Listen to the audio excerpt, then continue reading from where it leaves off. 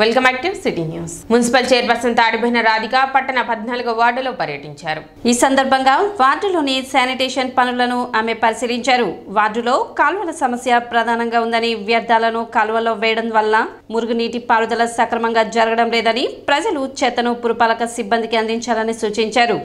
అదేవిధంగా వార్డుకు మంజూరైన నూతన రోడ్లు, డ్రైన్లు పనులను త్వరలో ప్రారంభించనున్నట్లు చైర్పర్సన్ తాడిబోయిన రాధిక తెలిపారు. కార్యక్రమంలో పురపాలక సంఘ సిబ్బంది, ప్రజాప్రతినిధులు పాల్గొన్నారు.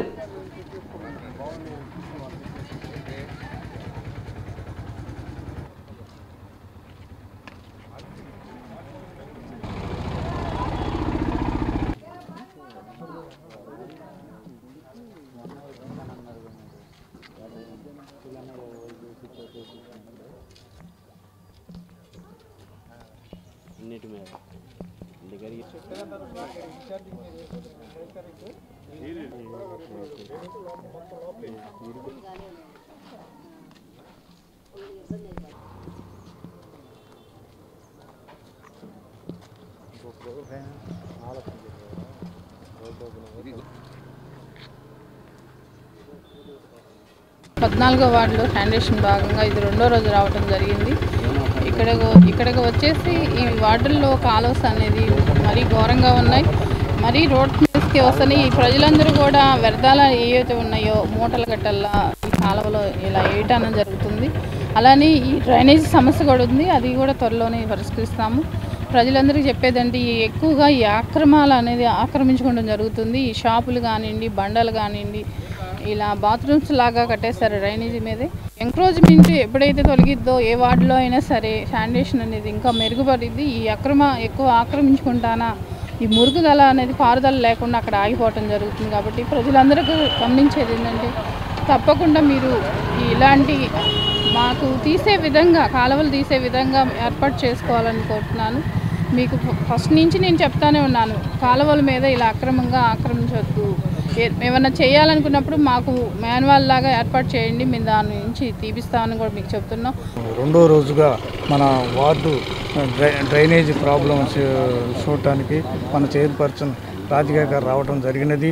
అనేక డ్రైనేజ్ ప్రాబ్లమ్స్ చాలా ఇబ్బందిగా ఉంది.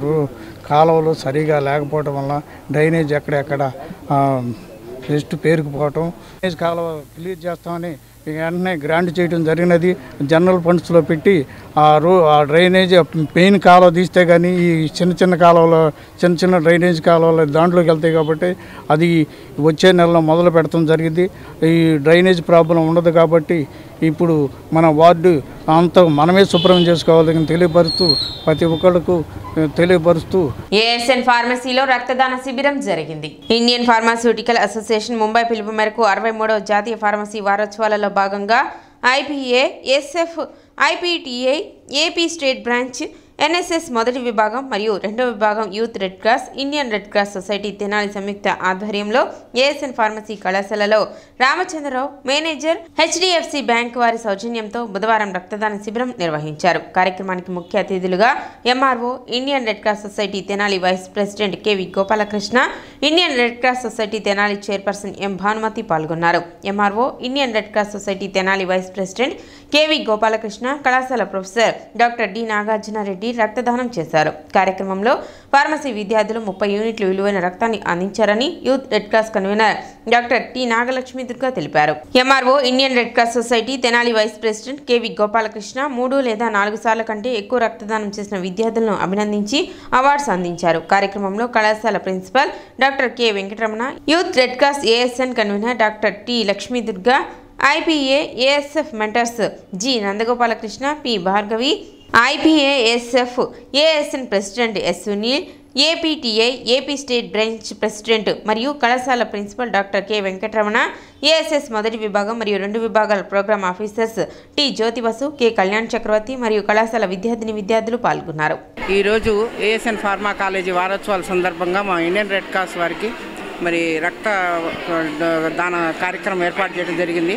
మరి ఇక్కడ ఉన్న ఉపాధ్యాయులకి, పిల్లలకి అందరికీ నా ధన్యవాదాలు తెలియజేస్తున్నాను. ఎందుకంటే గత 10 సంవత్సరాల నుంచి మాకు రెడ్ క్రాస్కి వీళ్ళు రక్తదానం చేయడం జరుగుతుంది. మరి ఈ కాలేజీ యొక్క పేరు ప్రఖ్యాతులు నిజంగా చెప్పాలంటే ప్రపంచ దేశాలకు కూడా విస్తరించి ఉంది. ఈ రెడ్ క్రాస్లో ఇవాళ 5 సార్లు ఇచ్చిన వారి అందరికీ మేము ఇవాళ అవార్డులు ఇవ్వడానికి అని చెప్పి రెడీ చేశాము. మరి సబ్ కలెక్టర్ చేతుల మీదుగా అవార్డుల సాయంత్రం లోపు పిల్లలకి ఇవ్వడం జరుగుతుంది. మొన్న ఫ్లడ్ వచ్చినప్పుడు కూడా ఈ రెడ్ క్రాస్ వాలంటీర్లు చాలా కష్టపడి అందరికీ మరి మేము సహాయ సహకారాలు అందించాము. దానిలో కూడా ఈ వాలంటీర్లు చాలా బాగా పనిచేశారు. వాళ్ళని కూడా గుర్తించి వాళ్ళకు కూడా అవార్డులు ఇవ్వడం జరుగుతుంది. ఈ ఏఎస్ఎన్ ఫార్మా కాలేజీ మరి ఇలాగే ప్రతి సంవత్సరము మరి బ్లడ్ డొనేషన్ ఇంకా ఎక్కువ చేస్తూ మరి పిల్లలందరూ మంచిగా చదువుకుని ప్రయోజకులు అవ్వాలని కోరుకుంటూ ప్రతి సంవత్సరం కూడా ఈ బ్లడ్ డొనేషన్ క్యాంప్ గత 20 సంవత్సరాలుగా నిర్వహిస్తూ రెడ్ క్రాస్ సొసైటీతో మా అనుబంధం 10 సంవత్సరాలు పైబడి ప్రతి సంవత్సరం కూడా రెడ్ క్రాస్ సొసైటీకి బ్లడ్ డొనేట్ చేయడం జరుగుతుంది. అపాయంలో ఉన్న వాళ్ళకి రక్తదానం చేయడం అనేది చాలా ఉపయోగము. రోడ్డు ప్రమాదాలు ఈరోజు ఎన్నో చూస్తూ ఉన్నాము. మనిషికి తప్పనిసరిగా ఈ దానాల్లో చాలా గొప్పది ఈ రక్తదానము. మానవతా విలువలతో కూడిన ఈ యొక్క ప్రోగ్రాము మా యొక్క విద్యార్థులు అందరూ ఎంతో చక్కటి సహాయ సహకారాలు అందిస్తూ, అలాగే ఈ ప్రోగ్రాము వారం రోజులు వారోత్సవాలకి మా కళాశాల కరస్పాండెంట్ గారు శ్రీ అన్నాబతిని శివకుమార్ గారు ఎంతో తోడ్పాటును అందించడం వల్ల మీ ప్రోగ్రాంలు చాలా ఘనంగా జరుపుకోవడం జరుగుతుంది. ఐపీఎస్ఎఫ్ తరఫున నందగోపాల్ గారు, భార్గవి మేడం గారు, అలాగే యూత్ రెడ్ క్రాస్ తరఫున డాక్టర్ దుర్గా మేడం గారు, అలాగే ఎన్ఎస్ఎస్ యూనిట్ 1 and 2 తరఫున డాక్టర్ జ్యోతి బసు గారు, కళ్యాణ్ చక్రవర్తి గారు, అలాగే ఐపీఎస్ఎఫ్ ప్రెసిడెంట్ అండ్ ఎంటైర్ టీమ్, అలాగే youth red cross society team, అలాగే అధ్యాపకులు, అధ్యాపకేతర సిబ్బంది, విద్యార్థులు ప్రతి ఒక్కళ్ళు కూడా ఎంతో ఆహ్లాదకర వాతావరణంలో చక్కగా ఈ రక్తదాన శిబిరం ఒక పండుగ వాతావరణంలో చక్కగా చేయటం జరుగుతుంది. అత్యుత్తమ వైద్య సేవలకు గాను గుంటూరు పట్టణానికి చెందిన గైనకాలజిస్ట్ డాక్టర్ వెంకటేశ్వరరావుకు బంగారు పథకాన్ని ఐఎంఏ సభ్యులు అందజేశారు. స్థానిక బోస్ రోడ్లోని ఐఎంఏ తెనాలి శాఖ కార్యాలయంలోని ఐఎంఏ హాల్లో డాక్టర్ కొత్త పరిణామలక్ష్మి స్మారక ఎండోమెంట్ గోల్డ్ మెడల్ను గుంటూరుకు చెందిన డాక్టర్ బి వెంకటేశ్వరరావుకు తెనాలి శాఖ అధ్యక్షుడు డాక్టర్ అనిల్ కుమార్, కార్యదర్శి డాక్టర్ మధు ప్రభాకర్ బాబులు అందజేశారు. ఈ సందర్భంగా డాక్టర్ వెంకటేశ్వరరావు మాట్లాడుతూ డాక్టర్ పరిణామలక్ష్మి పేరును అందిస్తున్న గోల్డ్ మెడల్ను అందుకోవడం చాలా ఆనందంగా ఉందన్నారు. డెలివరీలు, సిజేరియన్ ఆపరేషన్లలో వచ్చిన నూతన విధానాలు, చికిత్సల గురించి వైద్యులకు అవగాహన కల్పించారు. కార్యక్రమంలో వైద్యులు శ్యాంప్రసాద్, చందు ఉదయ్ భాస్కర్, పాటిబండ్ల దక్షిణామూర్తి, చందు సాంబశివుడు, శేషగిరిరావు, నరసింహారావు, డాక్టర్ కొత్త పరిణామలక్ష్మి కుటుంబ సభ్యులు పాల్గొన్నారు. Today my topic is the positive childbirth experience. The WHO is telling that every woman has a right for the positive childbirth experience. Fast deliveries, instant deliveries, and so in response to the rising rates of medical intervention in birth, there has been an increased international interest in promoting normal birth. So there are many trends which are occurring, less likely to suffer from some respiratory problems such as TTN, that is transient tachypnea of the newborn. So we are coming across some of the conditions like transient tachypnea of the newborn.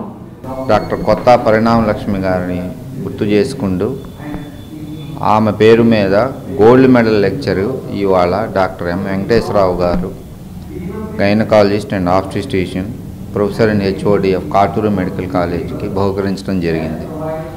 ఈ సందర్భముగా కొత్త పరిణామలక్ష్మి గారి గురించి స్మరించుకుంటూ 1942లో జన్మించి ప్రస్తుతం కృష్ణా జిల్లాలో ఉన్న పాపురోలు గ్రామంలో జన్మించి సంగం జాగల్మూడిలో ప్రముఖ ఉపాధ్యాయుడు మరియు హెడ్ మాస్టర్ అయిన పాపయ్య గారి స్టూడెంట్ అయ్యుండి మన గుంటూరు జిల్లాలోని, ఆంధ్రాలోనే ఫేమస్ అయిన, భారతదేశంలో ఫేమస్ అయిన గుంటూరు మెడికల్ కాలేజీలో పట్టా పొంది మరలా తెనాల్లోని ప్రముఖ వైద్యశాల అయిన దేవి నర్సింగ్ ప్రస్తుతానికి కొత్త పరిణామలక్ష్మి సూపర్ స్పెషాలిటీ హాస్పిటల్ నందు గైనకాలజిస్ట్గా సేవలు అందించారు. 19/11/2024 నాడు డాక్టర్ కొత్త పరిణామలక్ష్మి గారి స్మృత్యార్థం గోల్డ్ మెడల్ ప్రదానోత్సవం వెంకటేశ్వర గారు gynaecology HOD and professor Katuru medical college వారికి ప్రదానం చేయడం జరిగింది.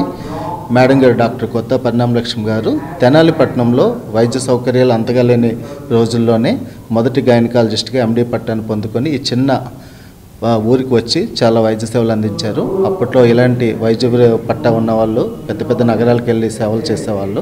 అవకాశాన్ని వదులుకొని తను ఇక్కడికి వచ్చి తెనాలి పుర ప్రజలకు ఎంతో సేవ చేసి దేవి నరసింహం కింద కొత్త రవీంద్రబాబు గారు వారి భర్త ఆధ్వర్యంలో కూడా ఎన్నో సేవలు అందించారు. ప్రస్తుతం ఈ సేవలను వాళ్ళ కుమారులు కొనసాగిస్తున్నారు. బిడ్డ జన్మనిచ్చే విషయంలో ఎక్కువ సిజేరియన్ సెక్షన్లే కాకుండా నార్మల్ డెలివరీకి కూడా సరిపడే దృక్పథంలో అటు పేషెంట్స్కి ఇటు డాక్టర్లకి మధ్య ఉండే అవగాహన లోపాన్ని వీటన్నిటిని ఎలా అధిగమించాలి, ఇంకా నూతన చికిత్సా నూతన విధానాలు ఎలా వచ్చాయి, ప్రజలకి ఈ విషయంలో మనం మెరుగ్గా ఎలాంటి సౌకర్యాలను చికిత్సను అందించగలగో డాక్టర్లకి మంచి అవగాహన కల్పించారు. సిటీ న్యూస్ ముగించే ముందు ముఖ్యాంశాలు మరోసారి.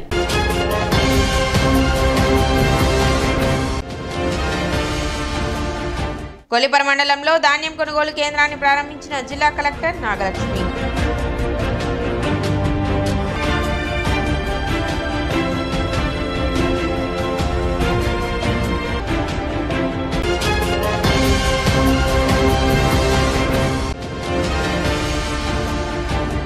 తమ వ్యాపారాలను తొలగించి తమ కడుపు కొట్టొద్దంటూ మార్కెట్లో ఆందోళన వ్యక్తం చేసిన చిరు వ్యాపారులు.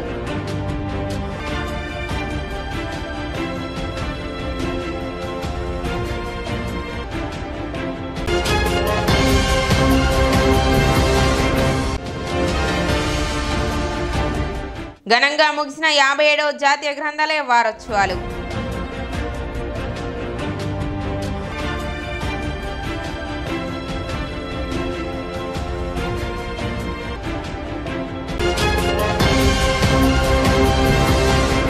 సిటీ న్యూస్ ఇంతటితో సమాప్తం. నమస్కారం.